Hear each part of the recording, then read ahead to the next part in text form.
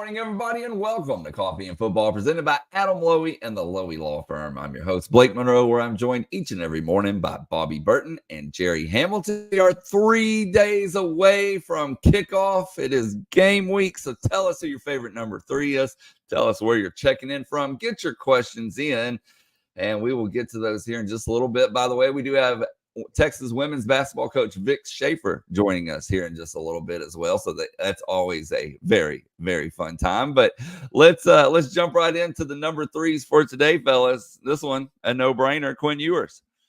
Yeah, I think as Quinn goes, this season goes to some degree, right? I was talking to Bob Shipley and Brian Irwin yesterday on the Lunch with the Coach episode that we rekindled to start the season. Hope you guys are enjoying that. But listening to those two coaches, I was a little taken aback by how confident both of those guys were that Quinn was going to be better this year.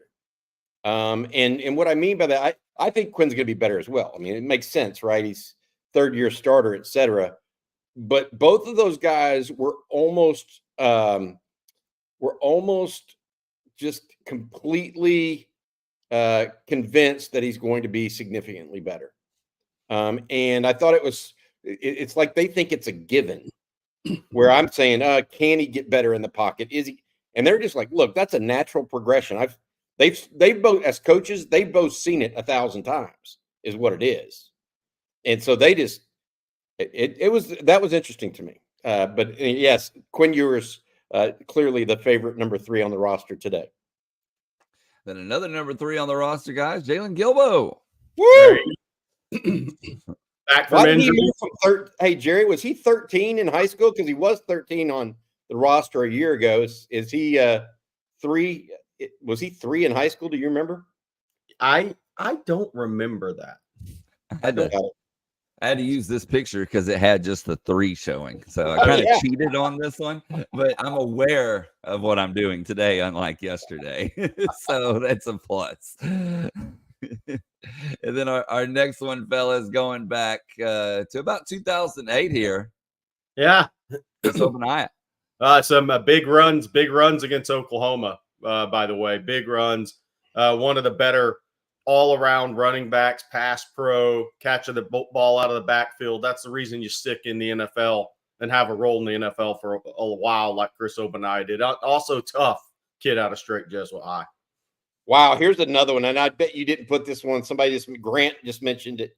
Sean Mitchell, Jerry. Backfield mate of Ricky Williams and Priest Holmes. Yeah, Sean Mitchell had super speed. Now, he was that 4.35 guy back in the day before we were all timing him at camps. Yep. And then one other one, guys. One of the best defensive backs at Texas, Nathan Vasher. And one of the best punt returners. Yep. You know that he has an NFL record that will never be topped? 109? 109-yard kick return for a touchdown off of a field goal attempt. Obviously, Jordan Hicks is another number 3. Battled injuries at Texas. That's why, keep the faith in some of these guys. A Cedric Baxter that's battled some injuries. But keep the faith. Jordan Whittington, Wayne McGarity back in the day. Jordan Hicks battled injuries at Texas. Was never the player people thought he'd be as a top 5 ranked player in the country in the 2010 class coming out of high school. But you know what? Once he got healthier, playing in the NFL, became an all-pro level player. Curtis Brown out of Gilmer, another one. People are mentioning in the chat. That's interesting because, Jeff Traylor was his high school head coach, and I went up there a lot because they had David Snow. They had a number of guys at that time. And I think the Gilmer staff still to this day thinks he would have been unbelievable at wide receiver, but he wanted to play corner. That is rare, right? That's rare that the guy wants to play corner and not wide receiver. He must have liked hitting and not getting hit. Right. We'll have to ask CB about that sometime. See if he thinks that's why he chose corner. Look, a lot of NFL news over the weekend too, or not over the weekend. Yesterday, 53-man roster, Blake and Jerry coming out. Not that it was a huge surprise, but both Jalen Ford and Jordan Whittington made their respective teams. 53-man cut, of course, Xavier Worthy, Byron Murphy, Adonai Mitchell, Tavondre Sweat, all those guys did. JT Sanders did as well. But two of the lower picks, Ford and Whittington, both made their 53-man squads. A couple of guys were put on injured reserve or a version of injured reserve. That was Christian Jones, who's been out with a foot or ankle injury. Then also Jonathan Brooks, obviously not expected back until the fourth or fifth game of the season. And then Keelan Robinson out as well. Probably the most unfortunate news that came out yesterday of anything is Ryan Watts, who joined us on this show just a week ago, was doing really, really well in the Steelers camp. He suffered an injury in the last preseason game that they chalked up, Jerry and Blake, to a stinger, right? Yeah, I know. He had that sting. Remember the stinger he had against, what was it, Texas Tech? First play of the game, or one of those, or Wyoming? I can't remember what it was, but he had a stinger. They came back. And the issue with Ryan is now they're saying it's a season-ending injury. I hope it's not the dreaded. Serious, right? I hope it's not the dreaded SS. Yeah, spinal stenosis. That's what I'm worried about with him. Anytime you hear stinger, oh, you're out for the year. So let's hope it's not that. Hey, I'm getting asked about. People are mentioning in the chat here about my gear. Yes. This is I'm in Houston today. And so I got to dress like I'm ready to go a little duck hunting here. This is a new gear from Duck Camp. This may be, it's like a burnt orange color, but I don't know if you can see this hat that has the dog on it. I'm a big dog lover, so I love this stuff that Duck Camp got us. But I'm going to correct the record. In honor of the Connor Stallions Netflix, Bobby Burton is currently in Fort Collins, Colorado. My favorite comment has been that you're going ram hunting. Oh boy! Hey, I'd have to go to Big Bend to do that. I will say this: I listened. I did not watch the Netflix documentary. I listened to it because I had a long drive yesterday. And Jerry, did you get a chance to watch it all the way through or not? I haven't watched any of it yet. I'm probably gonna do that. I don't know. Thursday night. It may not happen until I'm on the road next week seeing recruits. Honestly, when I have a little more time. I've got to say this. Did you know that Connor Stallions was given a game ball by Jim Harbaugh? He was awarded a game ball in 2022. Okay, how many special assistants get a game ball? I don't know that I've ever heard of that actually, unless the special assistant was like sick or in the hospital previously and came back. No special assistants get a game ball, dude. That especially one that the head coach knows no idea about what's going on behind him. I think he probably meant to give it to somebody else, and Stallions jumped in and took it out of his hands. Yeah. That's probably what Harbaugh will say. I was trying to hand it to Sharon Moore, but Connor jumped in and took it out of my hands. This staffer guy that I was later told was a guy named Connor. If you watch that, he absolutely comes off as a unbelievable savant as it relates to what he was doing. Like I am very into On Texas Football, and I live it, drink it, eat it, sleep it, all of that stuff. He is all in the Michigan football and sign stealing. Like he sounded like, he slept in his car multiple times and rented his own house out as an Airbnb. So just almost preposterous, man. What it would be like for me is if I decided I was going to try to help the Texas Longhorns recruit football players, and I started making in-home visits and things such as that. It's the Texas staff's job to recruit football players. Whoever that staff is over the years, and every college's staff, that's their job to help recruit football players, something I will never do in my life. But that's what it would be like, essentially, Bobby. Yep. From my side.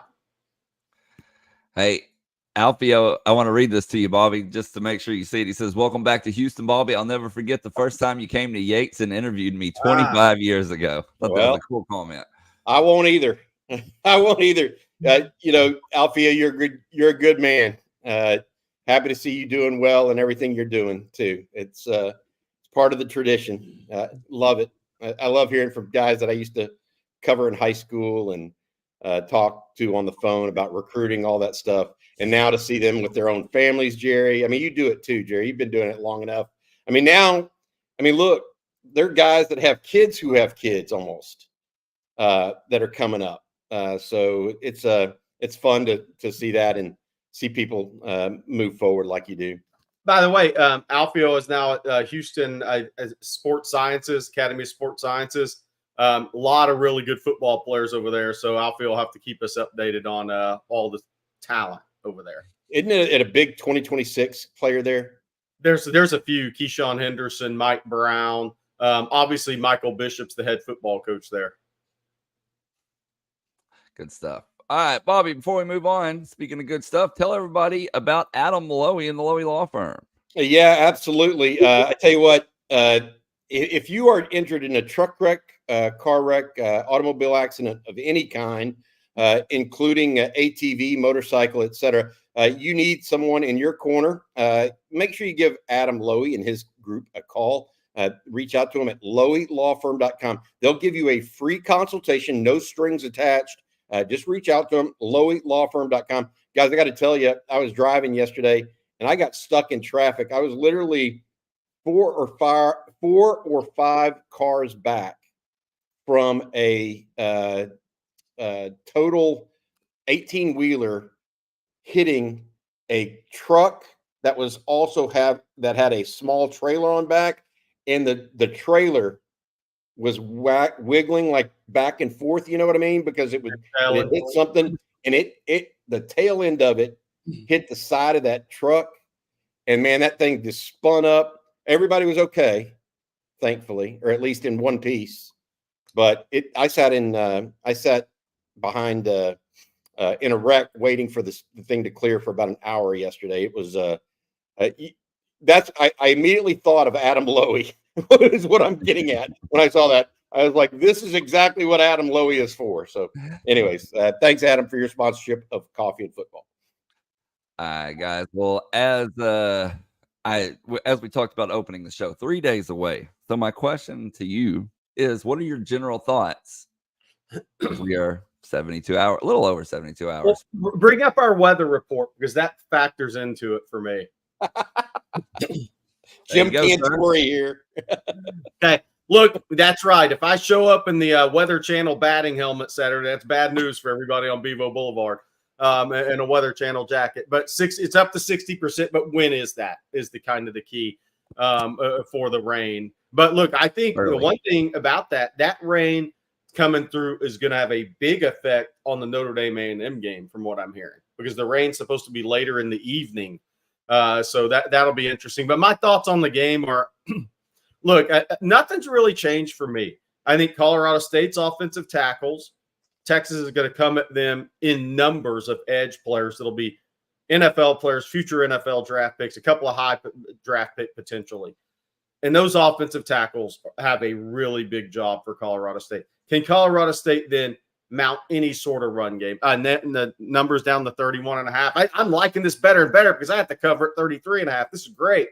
I mean, now all we need is the Burt Auburn field goal to push it over the top when it's like, I don't know, 49 to 19, and the late field goal to make it 52. Look, offensive tackles for Colorado State have a big job Saturday. I think can Colorado State have any semblance of a running game Saturday? What are they going to be able to create on the ground is going to be big because they have wide receiver talent. The quarterback's a sophomore, but he's going to need help in that game. He needs to be able to hand the ball off to somebody and move the chains a little bit. and get some positive down and distance numbers for Colorado State. And then on the flip side, what's Colorado State's interior D line and front seven in general going to look like against Texas? But really their defensive front, they lost 3 key guys last year. That's harder to replace at a Colorado State. That's more, you're more in development mode than you are just replacement mode, because their safeties are really good players. Up the middle of their defense, they're good on the back end, really good. Well, how are they going to be on the front end of that? Because I think that'll be interesting to see. Because if Texas runs the ball effectively early, that puts Colorado State in a really bad spot defensively. I'll say that. I'm of the opinion that Texas needs to come out, and I'm with Sark on this. One of the biggest things I'm waiting to see, guys, is how sharp are the Longhorns early.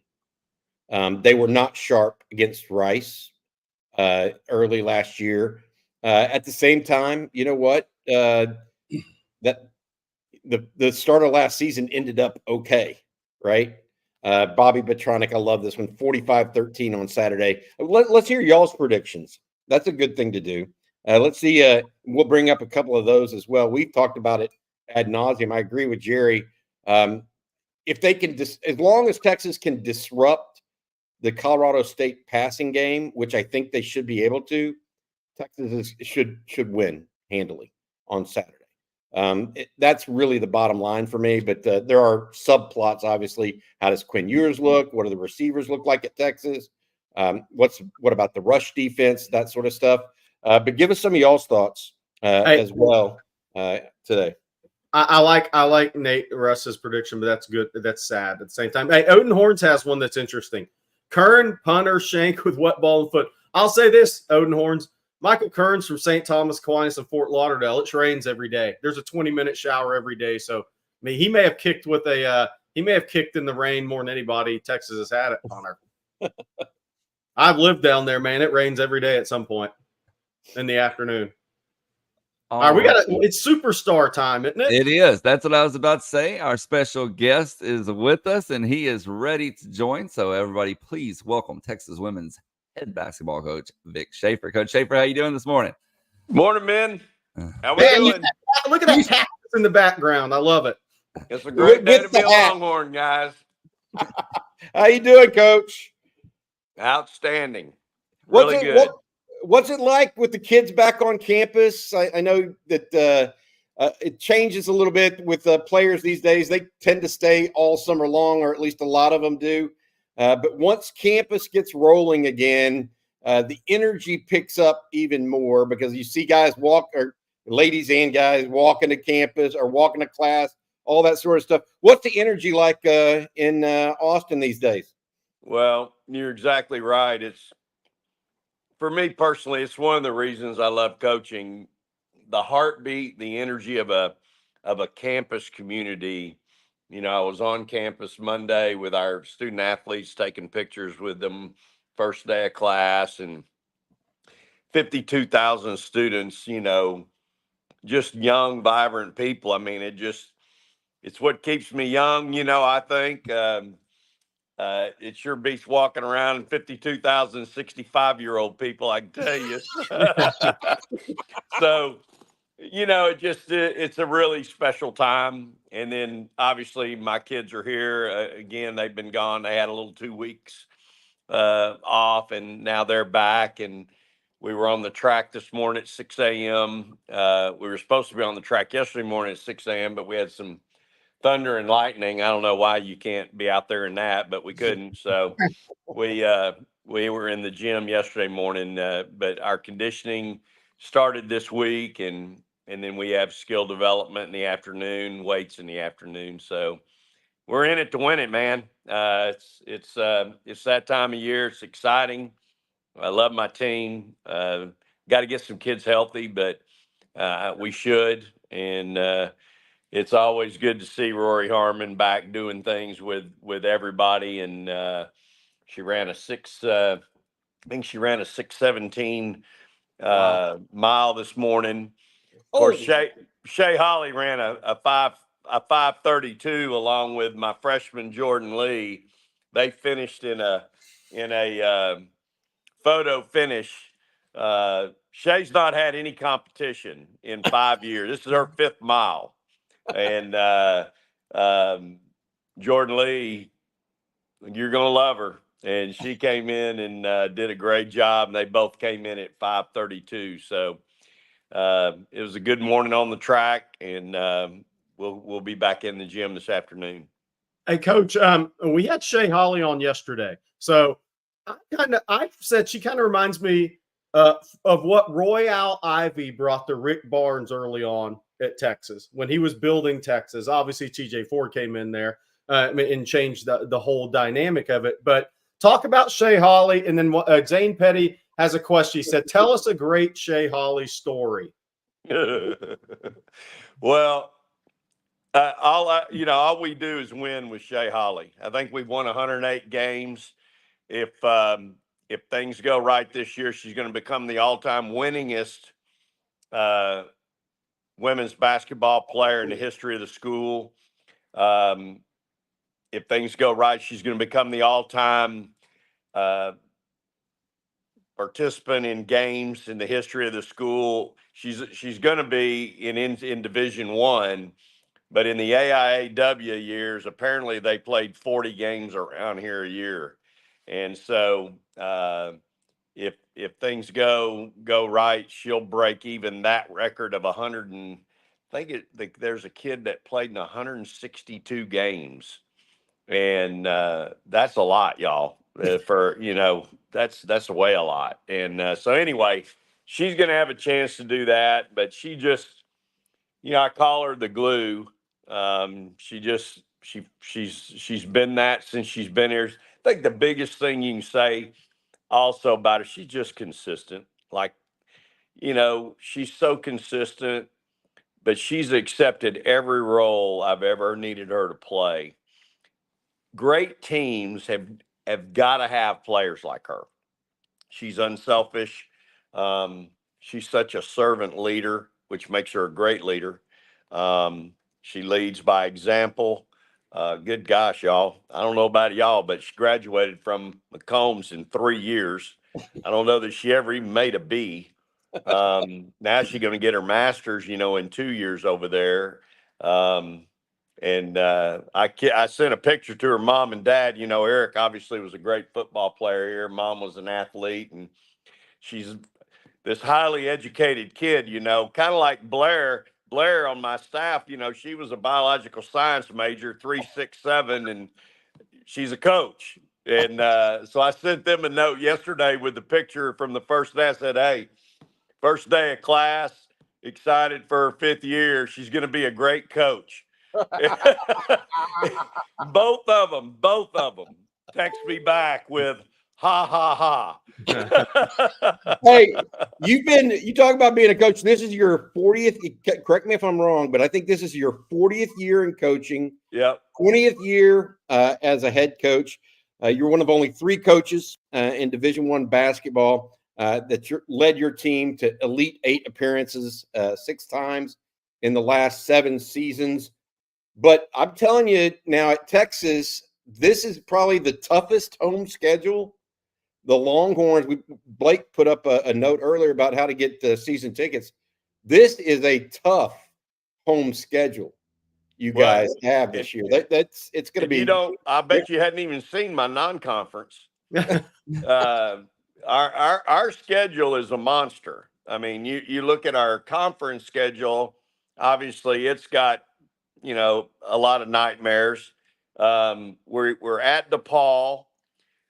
We're at Notre Dame. We're in New Jersey on Martin Luther King Day to play Maryland, who's always top 10, top 15. We got to go to James Madison, and we're going to a tournament in Florida with the potential of playing West Virginia, who will be a top 20 team. And I'm sure there's somebody else I forgot. We still need a game, y'all. Like, I can't get anybody to play me. Like, I've offered to go anywhere in America, and I can't get anybody. We still need a game, and it's so frustrating, but it is what it is. So we just It is a very demanding schedule, though. You're absolutely right. And but I think this team is poised for it. They're ready for it. I think they'd rather play these types of games than these three named directional schools. I just wish I could get a name here at home. That's been my biggest challenge, and I can't. So this time next year, when we play the ACC SEC Challenge, hopefully Notre Dame or somebody like that will have to come back here, and that'll give me at least one non-conference. Oh, the other one, we do get South Dakota State at home, which to you and probably maybe a lot of our fans are like, okay, what's the big deal about? Well, they're always top 25. They're always top 20. They're always in the NCAA tournament. So we have them at home right before Christmas. Not ideal on timing, but again, it was the only time I could get them, and at least they would come here. I'll have to return to them next year, but at least they would come here. So that's another NCAA tournament team, non-conference, that we're going to get. So it's all that in a bag of beans for sure. Hey, Coach, five newcomers to the roster this year. Three high school players that were obviously top 50 recruits in the country. Big time transfer from Michigan, all Big Ten player, and transfer post player from Miami. Kind of tell the Texas fans about those five newcomers, what you've seen. Obviously, Jordan Lee can shoot it, right? Brianna is fast. And Justice Carlton is a tremendous player in the high post. What have you seen from your newcomers so far? All that. Jordan Lee was so competitive in high school, ranked, I think she was the 6th or 7th best player in the country. Justice Carlton was, I think, the 6th ranked player in the country when she got hurt this time, April a year ago. So she didn't have a summer and didn't get to play half of her high school year. So I think she fell in the rankings from like 6 to 12. But those two kids were both top 10 kids. I'm going to tell you, Brianna Preston might be the most misevaluated kid I've ever seen. She is quicker than you know what and fast. She is Rory Harmon, all of Rory Harmon. And we all know how quick and fast and explosive Rory is. And she is going to be great. She's going to be a monster, y'all. She is she makes all the right reads in transition. She delivers the ball when it needs to be delivered, where it needs to be delivered. Great kid, tremendous. All three of these kids are really good kids, great attitudes. But I think the biggest thing, y'all, they're just competitive. Like, y'all, if you've been around me enough, it's hard to play for me if you don't have a competitive spirit. And these kids have a competitive spirit. I love this freshman group, and they're going to play. And you and I both know if they don't, they'll go somewhere else. Right. And so they're going to play. And our job's to get them ready. But they're going to play, and they're going to be really good. Layla Filia, young lady from Michigan, has had a little setback this summer and had to have a little correction with her eye. And so she's been out about 2 months, but she's back conditioning with us now. She's going to be special. First team All Big Ten, average 16 a night, goes to the boards, rebounds it hard. Again, another competitive kid. And then you're going to like Kyla because she will flat move your butt when she goes down there to post up. She is a big physical kid. She said something this morning to one of my trainers or coaches. She's like, I've never worked this hard in my life. And we hadn't even had one day of practice. But, we've been here this summer. Now we're out conditioning. And, she's someone that's got a big pro body. But, y'all, she can run. Like, she can run the floor. And she's a big physical kid. And, man, I love her. So one of the only kids in the history, you talked about my career, I don't know that I've ever had a kid that said, hey, coach, when I come on a visit, will you work me out? Now, that's when you're transferring, that may not be something you always hear from a kid that's transferring. And that came from her. And man, I worked her out. And when we were done, I was like, heck yeah. and not anything from more than just how she can move, and she's got a great frame that can move. So I'm excited about her, but I'm excited about this team. Our returners, Madison Booker is like most kids, changing her frame, her body's changing, it's developing, and so she's looked really good. And of course, it's just great to have Rory back. She's not fully released, but she's cleared to do everything but contact right now, and she looks really, really good. And she's got that big old smile on her face because she's able to get out there with her team right now and get back into doing things. So it's an exciting time. Coach, before we let you go, we got to ask you what you've been doing this summer, but we got a glimpse of it here. Hey there. Look at Coach this. Draper here with Texas women's basketball. It's time to step out and get your season tickets. Let's go. Let's go. Come on, go.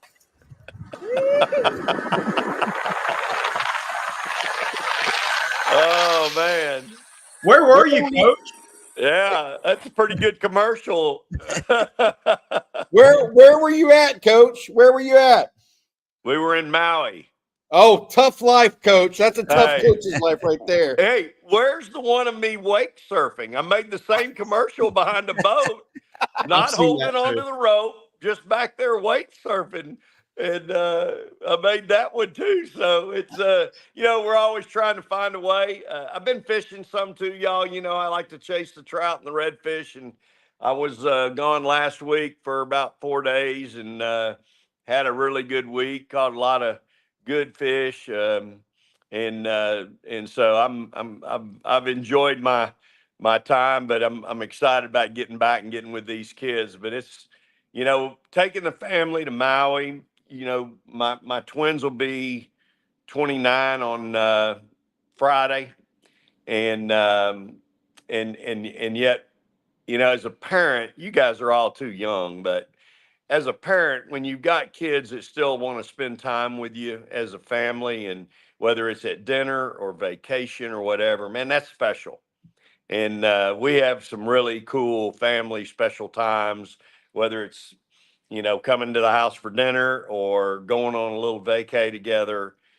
Holly and I really enjoy that time with our kids. And of course, they're not kids; they're young men, young women now, and doing really well. So it's really, really cool. We got to talk about football real quick before you send me on my way. What you got, Coach? What you got? Yeah, tell us. Give us some I'm scoop. a big college football fan. Of course, I'm a big Sark fan, and he and I visit, and I'm excited about his team. I hate it that he's had a couple of injuries. It reminds me of, last year when we lost Rory, 12 games in.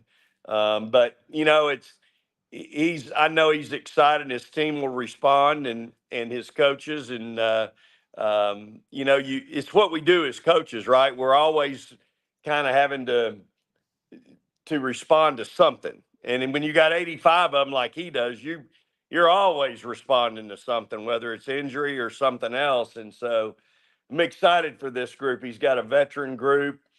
He's got those big humans, man. I love it. I go over there and watch practice now, and I watch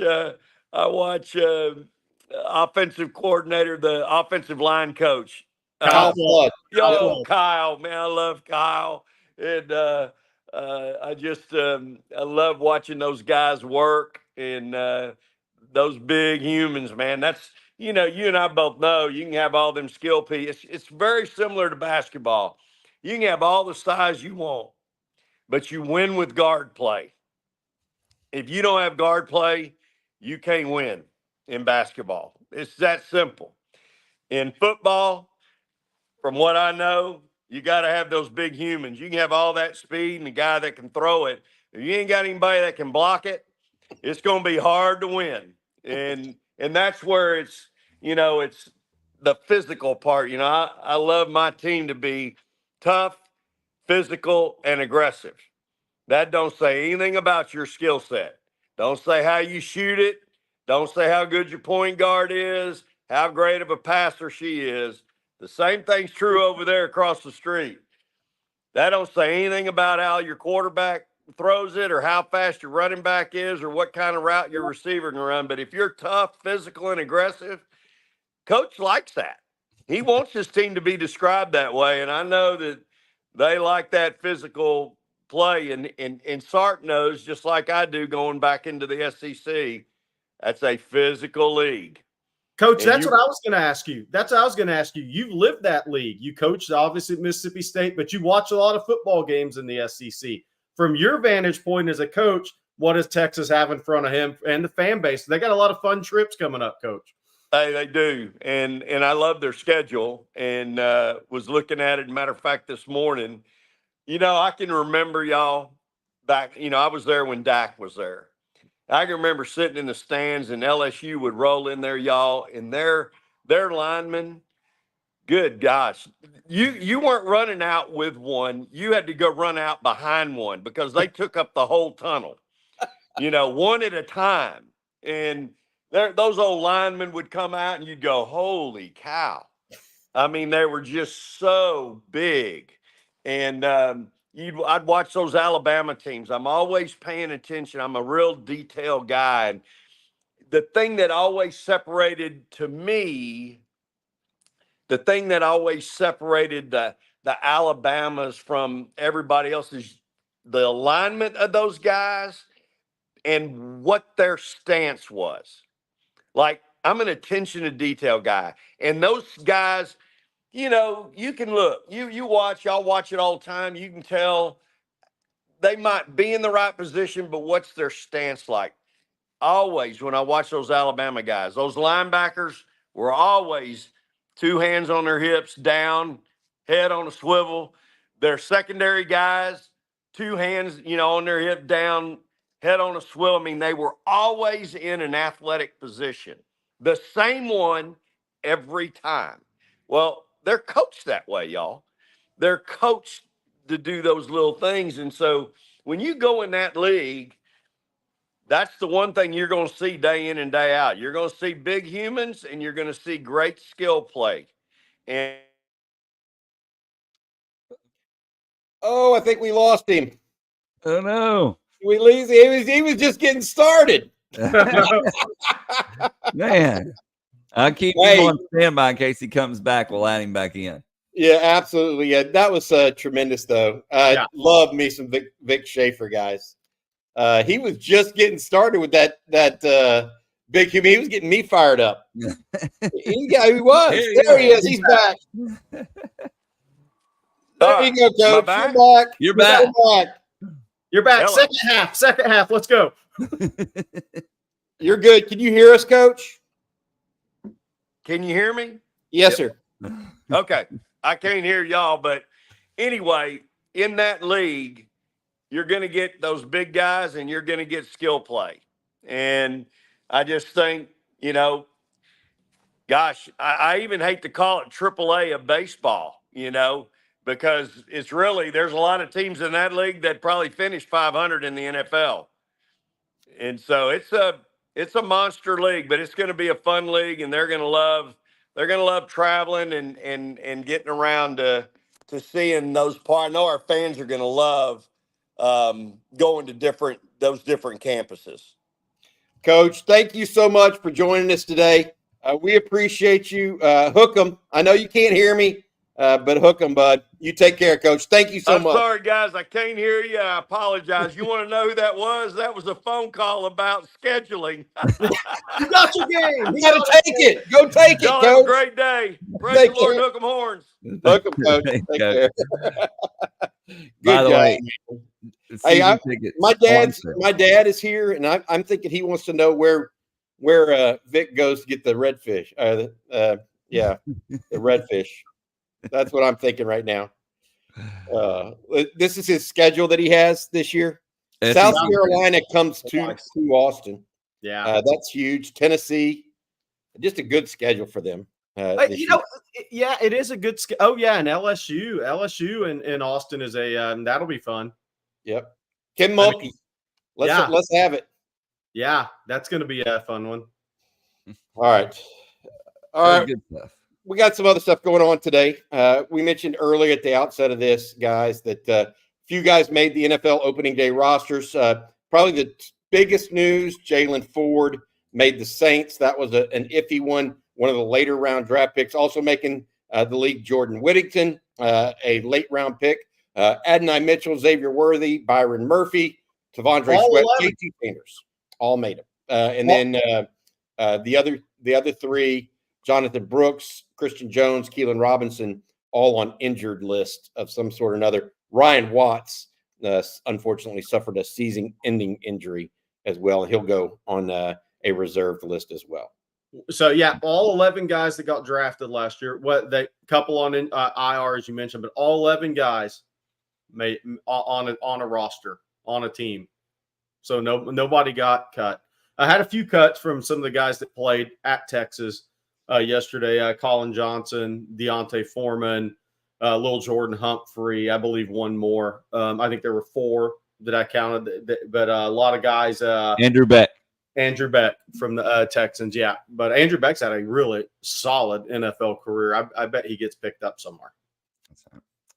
Speaking of solid, Jerry, do me a solid and tell everybody about Manscaped. Well, look, I didn't know which one to hold. I got the handyman because I'm going on the road for a week next week. We're going to be going to see some top prospects, man. So you know what? The Beard and Balls bundle. Here we go. Fellas, do you want your grooming routine to be a one and done deal? Well, the days of using the same trimmer for your face and your private parts are over thanks to our friends at Manscaped. They've come up with the ultimate package to keep your hairs trimmed from 12 to 6, introducing the Beard and Balls bundle featuring the Lawnmower 5.0 and the Beard Hedger, a trimmer for the moneymaker and another for those boys downstairs. Get 20% off plus free shipping with code ONTEXAS, all caps, at manscaped.com. That's 20% off plus free shipping with code ONTEXAS at manscaped.com. For the premium grooming experience, trust Manscaped. Say goodbye, by the way. Say goodbye to those endless passes, right?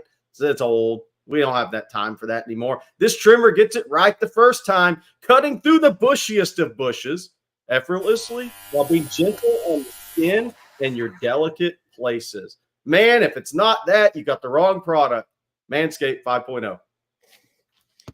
Hey, I want to say something because we've had a couple of different folks, young and old, that join the show, right? And are in our chats. A lot of them young people want to be part of athletics, whether it's the football team, basketball team, whatever.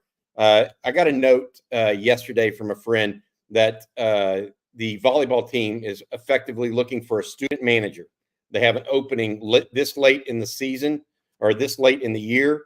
So if you're a young guy out there or girl listening to the show and want to be a part of Texas athletics, apply to be a student manager for the volleyball team. They should be a great team, great staff, winning tradition.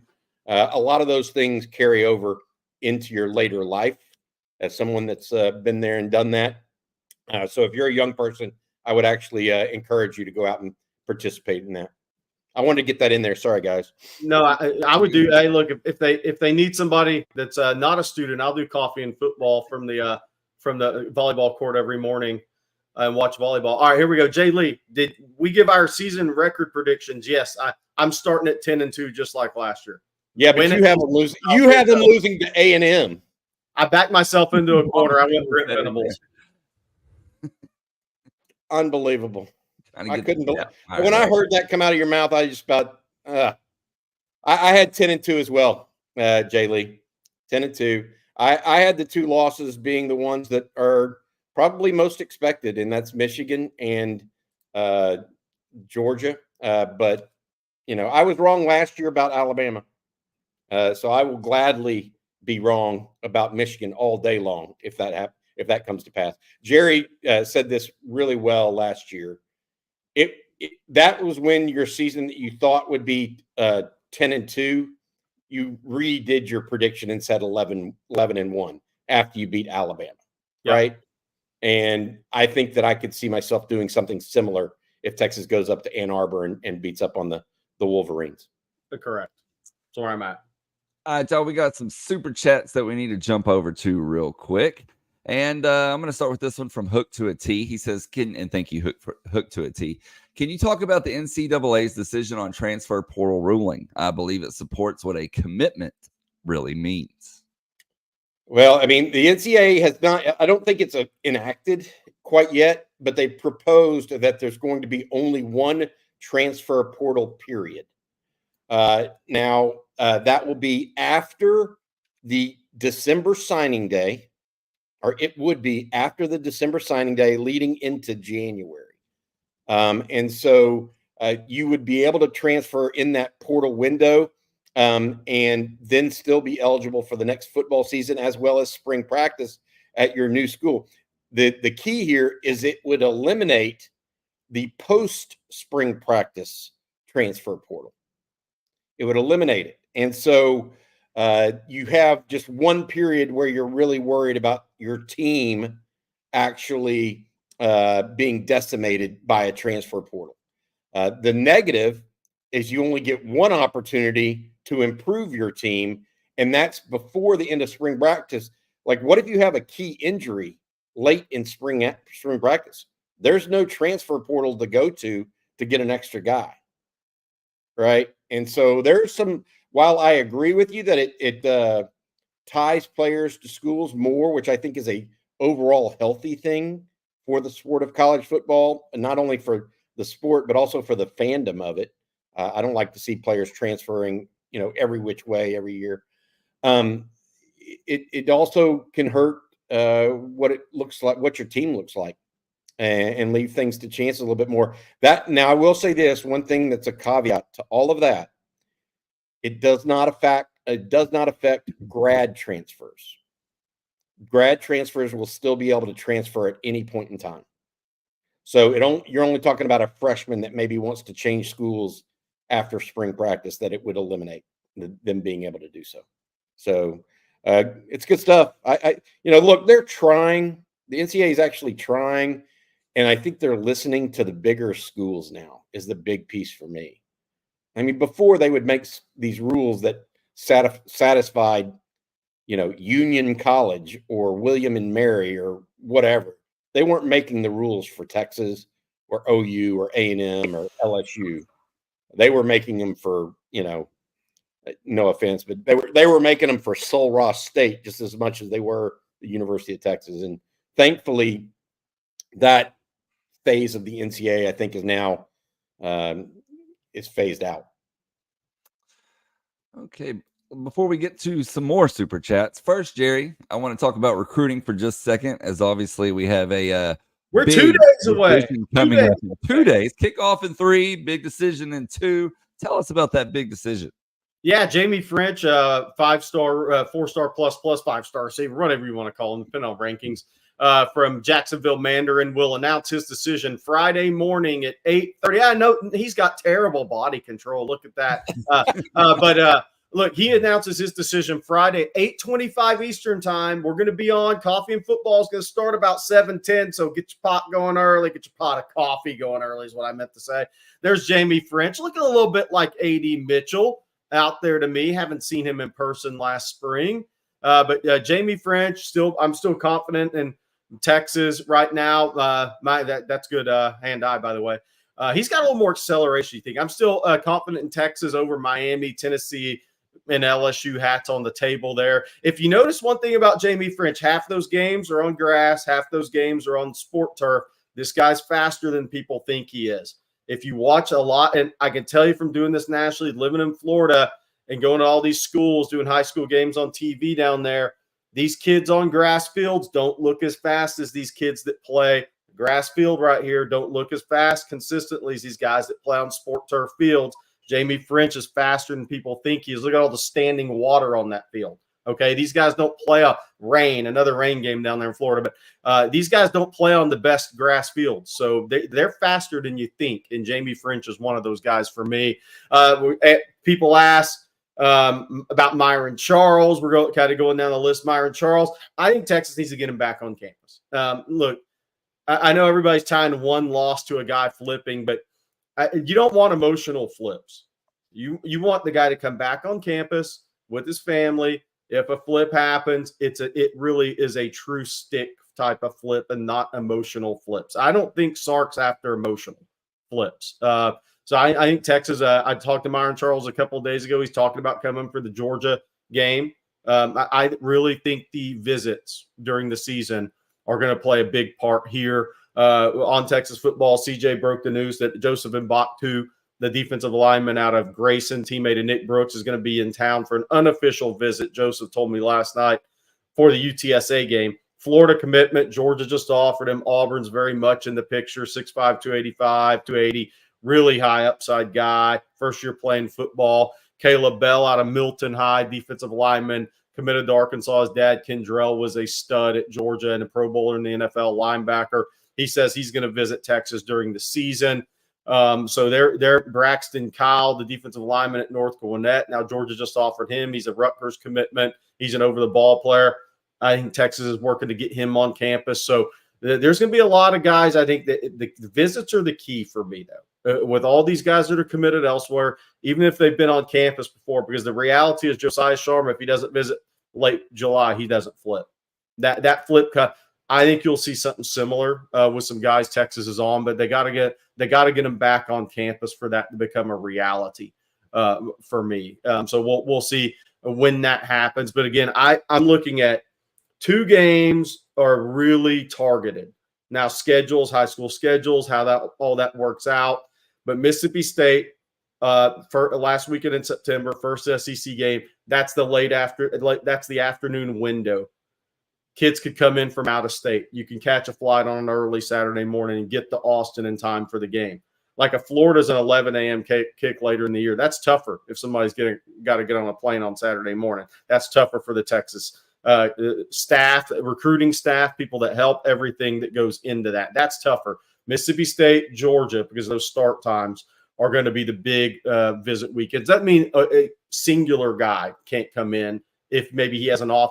He plays on a Thursday and he's off on Friday and can get flying on the Friday. But those are the visit weekends that I think are going to be big in terms of 2025 guys from out of state.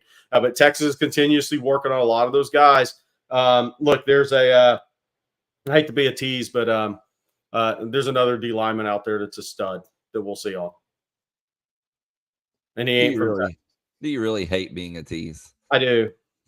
No, you don't. No, you don't. Somebody asked about Michael Terry. Nothing for us at On Texas Football to back off. We think Texas is trending very well for Michael Terry as well. Madden Framo probably slightly to Notre Dame. The key is getting him back on campus, visiting Notre Dame, visiting Texas, visiting USC, who's not going to give up on him. And, we'll see if he gets back on campus during the season. I've heard USC is throwing everything at him, by the way. They have a new defensive staff that was at UCLA previously. UCLA did have some street cred when it came to defense last year. D'Anton Lim was the defense coordinator. He moved over to USC this year. So they're not going quietly in the Framo sweepstakes either, by the way. So to your point, Jerry, we will be on at 7:25, maybe a little earlier. On Friday for Jamie French's announcement. Please join us if you would. That'd be awesome. Also, Jerry and I are going to be tomorrow afternoon, early evening. We're going to be doing a live stream for an hour over at Little Woodrow's in Houston. We're having an On Texas Football get-together sponsored by our friends at Flight, by Yingling, as well as Faust Distributing. Come out and join it. We got some door prizes, got some koozies for you guys. That sort of stuff. Come join us. Little Woodrow's in Houston, down in Webster, from 6 to 8 tomorrow. We're going to be doing a live stream from 6 to 7, and then we'll hang out and have a little fun, maybe have a pop or two for everyone out there as well. And then on Friday, we'll be at the Co-op from 3 to 4. And after that, we're going to go hang out at the Victory Lap right off the drag as well. This is a big game week for the Longhorns.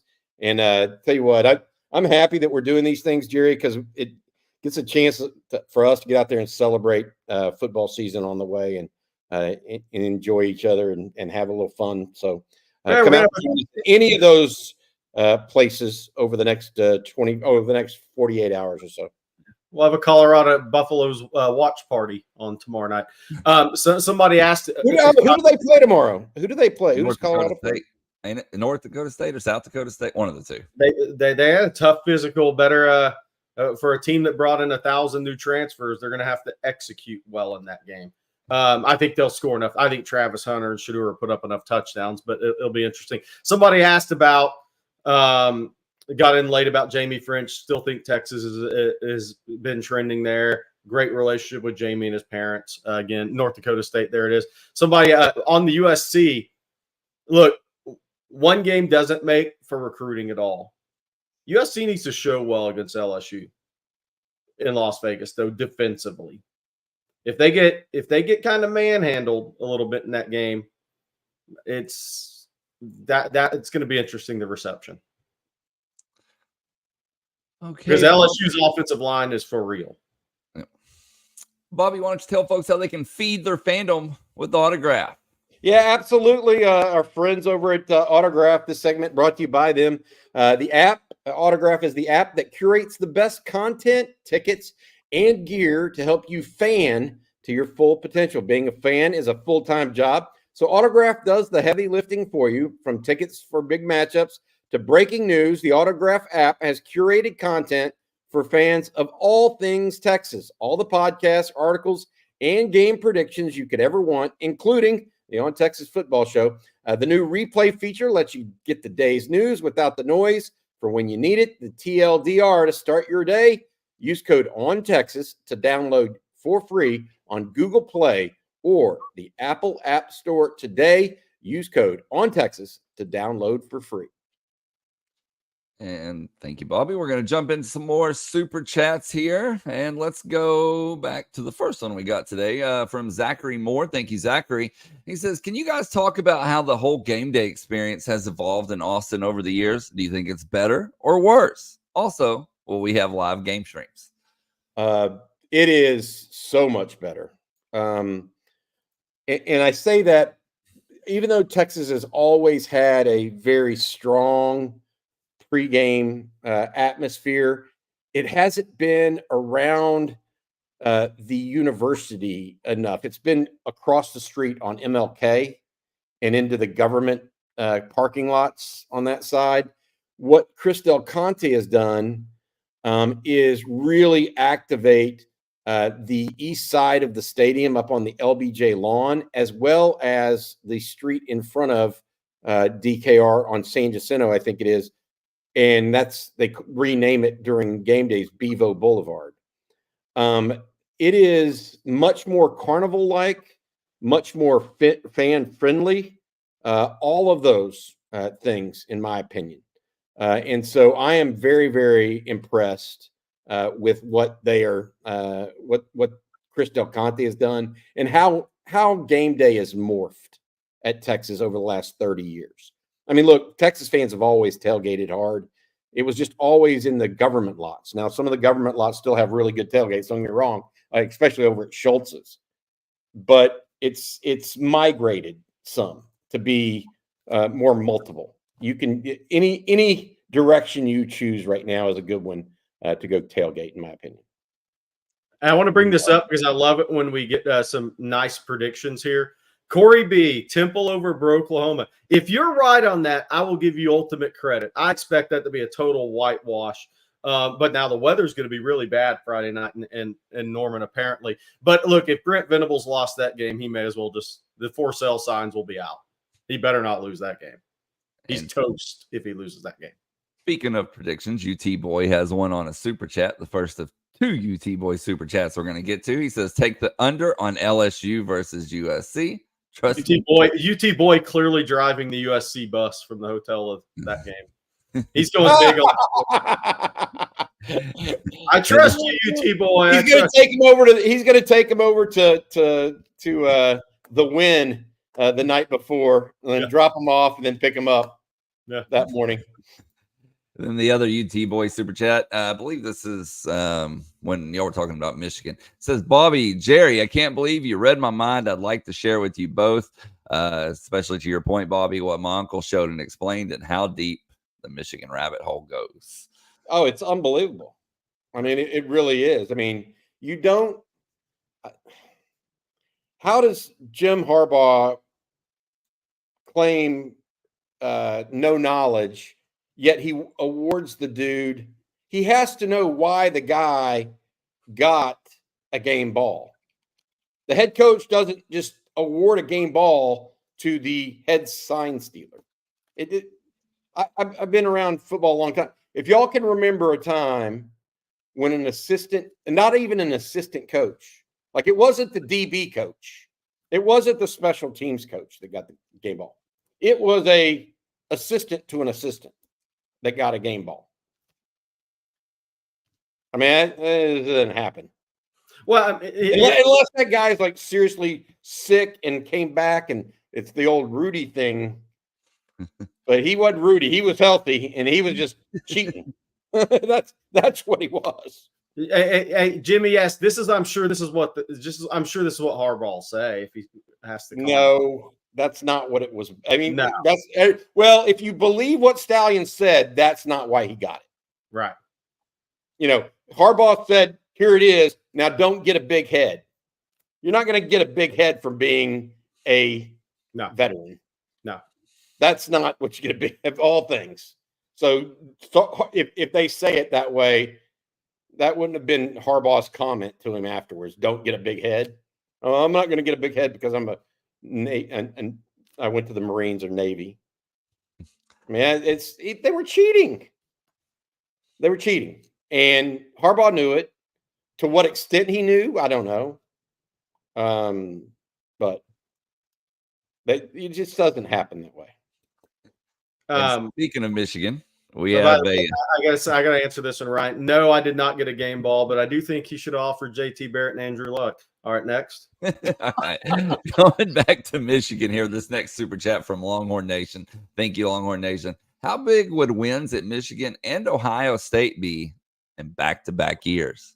Would it be that would actually mean Alabama, Michigan, and Ohio State 3 years in a row? There are a couple of those teams that would be on your Mount Rushmore of college football that would be knocked off by the Texas Longhorns. That'd be pretty big, Longhorn Nation. Good idea thinking about that. And then a little bit more on winning or wins and losses. This one here from Jay Lee. Thank you, Jay Lee. He says, I think we go 2-2 in the big 4 games plus 1 additional conference loss. Hey, that'd be 9-3. So here's like people ask me what my prediction is. My prediction is 10-2. Okay. What do I think the actual floor and ceiling is are two different things. I mean, I think Texas at its floor is an 8-win team. Like things could go really wrong. Texas should still win 8 games in the regular season. So maybe 9 with a bowl game, right?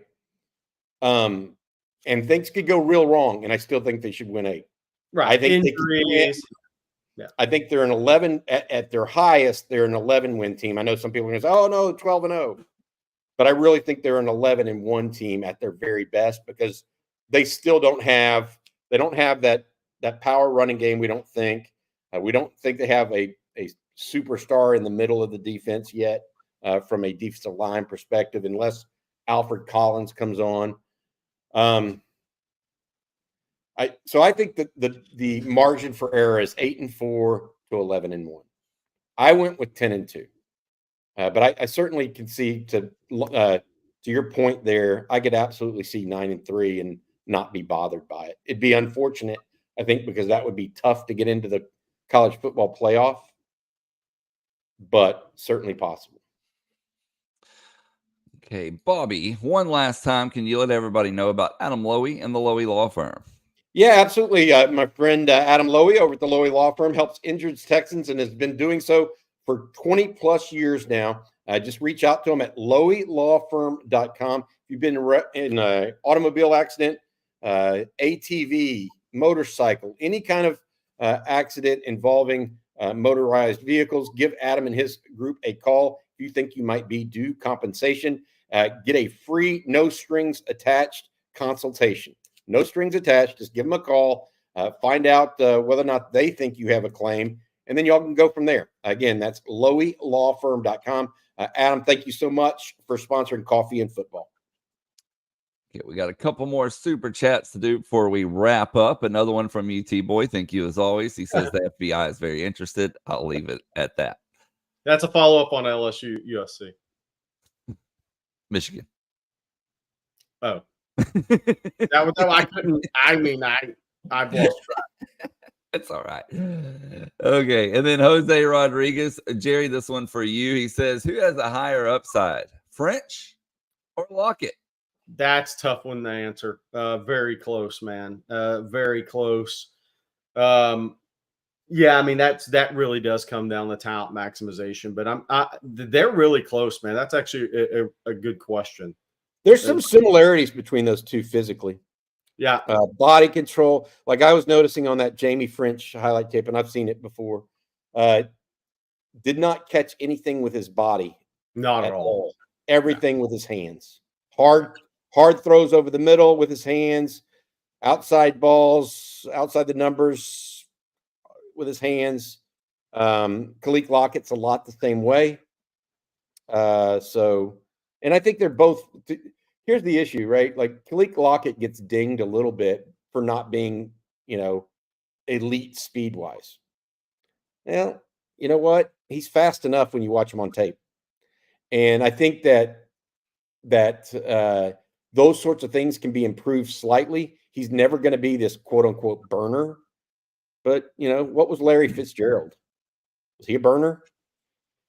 No. I mean, it just at some point it's about how smart you are as a football player and what you make of your opportunities. So I like both of those receivers a lot because to Jerry's point, he made a kind of snarky remark about, oh, look at that body control. He has a lot of football is just about athleticism. Yeah. And those two guys got it. Well, biggest thing I'll say about those guys is when you move to the SEC and you play in taller, longer limb corners, you need a couple of guys that turn 50-50 balls into 75-25 balls. That is a difference in the SEC versus the Big 12. And I think, if Jamie French commits to Texas Friday, Texas will have two of those guys in the same class. That's a really good place to be in the SEC. Obviously, they want to add a slot, speed demon, darting quick guy with a third high school receiver in that scenario that Jamie French joins Lockett in the Texas class Friday. And then Jay Lee with a follow-up super chat. He says, my 9-3 sounds pessimistic, but it's not. I think Georgia plays the hardest schedule they have in years. They end with 2 losses. I think there will be multiple 10-2 or 9-3 teams. Yeah, look, I mean, there could be 4 or 5 teams in the SEC at 10-2. And that's not out of the question. I mean, Missouri's got a great schedule. Obviously, Ole Miss. Georgia, we've mentioned many times, goes to Alabama, to Texas, to Ole Miss. They go play the 3 best OC play callers in the SEC on the road. So there's Alabama with Kalen DeBoer. Anybody doubting Kalen DeBoer, I don't know what to tell you. Just look at his career. I mean, just look at what he's done. I mean, the guy wins at a very high level anywhere he goes. So I mean, he won 9 games his only full year at Fresno State. Then goes to Washington, then goes 11, and then to the national championship game. He's going to do well at Alabama. So you look at that, and I think there could be a little beating each other up at the top. And I could see 4 teams going 10-2. Now, Georgia, even though they play those 3 road games, with the talent level Georgia has, if they stay healthy at quarterback and up front, and about 2 key spots defensively, Jalen Walker, who's not talked about enough, that may be the best pass rusher in the country if they put him on the outside. Malachi Starks at safety. 11-1 is with that team. I mean, look, if Georgia goes 10-2, Georgia fans may lose their mind. And then our last one for today, fellas, this one from UT Boy. He says, Bobby, and thank you, UT Boy, Bobby Ray, when are you going to shed the apprehension? Around November 30th, after the Longhorns beat the Aggies in Aggie Land. That's when, UT Boy. I have a well-earned reputation as being the guy that is waiting to see everything happen before I actually believed it happens. I don't count my chickens. That's one of the things I learned a long time ago. My apprehension is very real when it comes to football, because look, as much as we talk about this, the game's got to be played, man. And you never know who's hired the next Connor Stallions either. What's out there for whoever or whomever. Yeah. I mean, and the thing is, the one thing nobody can control is injuries and how the effect that has on your season. So that's the thing. I mean, Texas got hit a couple of times early here. They need some good injury luck the rest of the season. Outside of running back, they're relatively healthy. Yeah. That is a good thing. That is a very good thing. Yeah. Okay, guys. Well, that's going to do it for today's episode of Coffee and Football, presented by Adam Lowy and the Lowy Law Firm. We want to thank them, along with Manscaped and Autograph, for sponsoring today's show. Big special thank you to Coach Vic Schaefer for joining us. He's always fun to have on here. Everybody gets a kick out of him. Bobby, well, you got. I got to bring up one other thing. We didn't bring it up today, but Grant brought it up. With a joke, DeMarco Murray up the Switzer's old tricks. Hey, DeMarco, since you're not coaching this week, if you want to come down, we'll be the victory lap on Friday afternoon, since you don't have a game to coach. So if you want co-op, live stream, victory lap, if you want to come hang. We'll put him in some Texas gear for his recruiting tactics that landed him a 1-game suspension from the NCAA. Next one's a show cause. Be careful. All right, Bobby, what's coming down later today right here on Texas Football? From a news perspective, we got several different things. Steve Sarkisian has his weekly SEC teleconference at 12:30. We'll be attending that. We'll definitely have any comments that he has that could include injury updates, as well as any other news and notes that are coming in from the Longhorns. Also, Jerry, CJ, and I will be doing the state of the program. We've got an interesting topic or two headline for that. And then we're back tonight with our game night. If you get a chance to watch, Jerry Hamilton, myself, Rod Babers, CJ Vogel, we'll be duking it out to see who the ultimate champion is among the four of us for Longhorn trivia. That's tonight. Also, obviously, on Texas football, we'll have .com. We'll be having news, notes, anything going on as far as recruiting. Jerry mentioned the defensive line recruit earlier that we released some information on. Make sure you check us out over there.